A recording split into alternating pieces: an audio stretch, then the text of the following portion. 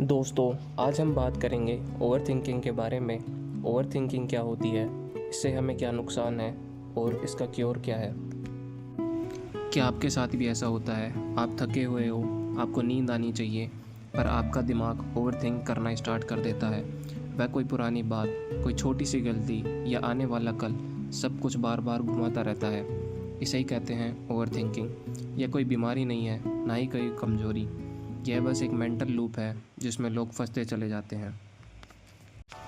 Over thinking होती क्या है?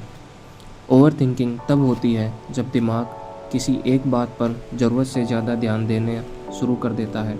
परिस्थितियाँ बदल जाती हैं, समय निकल जाता है, पर दिमाग उसी बात पर अटका रहता है। यह दो तरीके में दिखाई देती है।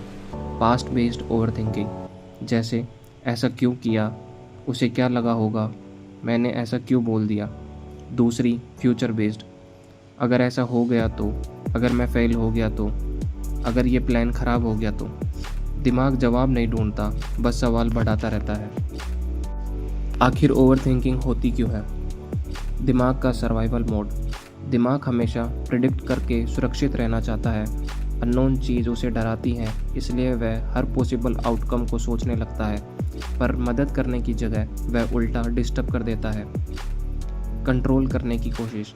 जब इंसान को लगता है कि ज़िंदगी हाथ से निकल रही है, तो दिमाग सोचकर सब कुछ कंट्रोल करने की कोशिश करता है, लेकिन वह जितना सोचता है, कंट्रोल उतना ही कम होता रहता है। Emotional overload, stress, loneliness, disappointment, heartbreak, ये सब भावनाएं दिमाग के सेंसिटिव बना देती हैं। फिर छोटी सी बात भी बड़ी लगने लगती है। क्वाइट माइंड की आदत नहीं। आजकल साइलेंस रेयर है। फ़ोन, नोटिफिकेशन, कंपैरिजन, बायसनेस, ये सब बहुत ही ज़्यादा प्रचलित है। इंसान अकेला बैठता है तो दिमाग रश करने लगता है। उसी रश ओवर थिंकिंग में बदल जाती है। ओवर थिंकिंग से हमें क्या क्या प्रॉब्लम्स होती हैं?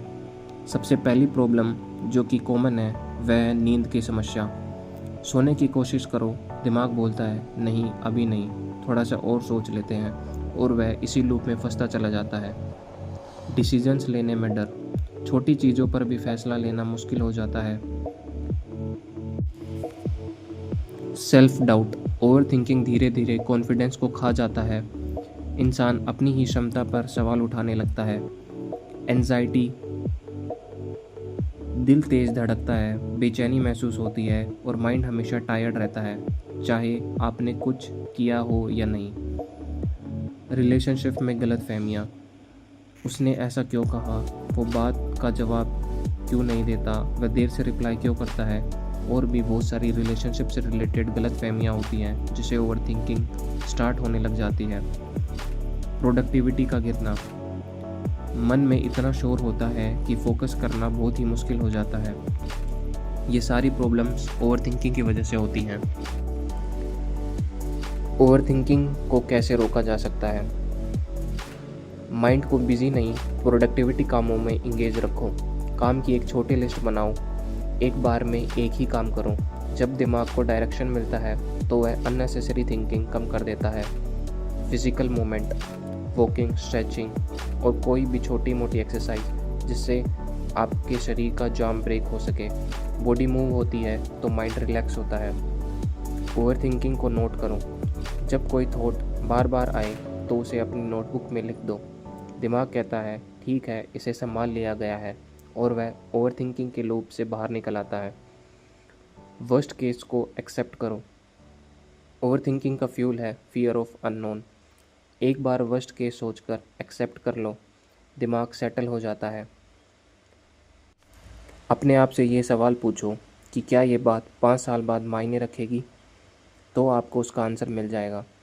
मोस्टली प्रॉब्लम्स का कोई कोर रूट ही नहीं होता, आप बस उसे बिना मतलब के सोचते रहते हो। जब आप ये सवाल पूछोगे तो आपको पता चलेगा कि आप बिना ही काम उसको सोचे जा रहे हो। डिजिटल ओवरलोड कम से कम करो। दिन में कम से कम 1-2 घंटे फ़ोन फ्री रखो। ब्रेन को ब्रीदिंग स्पेस चाहिए। माइंडफुल ब्रीदिंग, सिर्फ 7 सेकेंड धीमी सांस अंदर और धीरे से बाहर, यह दिमाग को रीस्टार्ट बटन है। बाउंड्रीज बनाओ। हर चीज़ पर रिएक्ट करना कोई ज़रूरी नहीं है। हर मैसेज का जवाब मैंडेटरी नहीं है। हर सिचुएशन तुम्हारी जिम्मेदारी नहीं।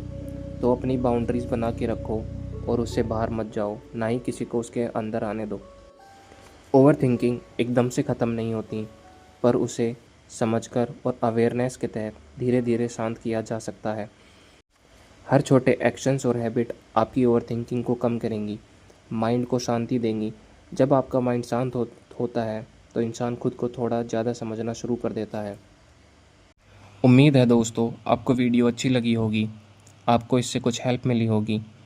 आपके क्या थॉट्स हैं कमेंट में ज़रूर बताना और सब्सक्राइब ज़रूर कर देना दोस्तों।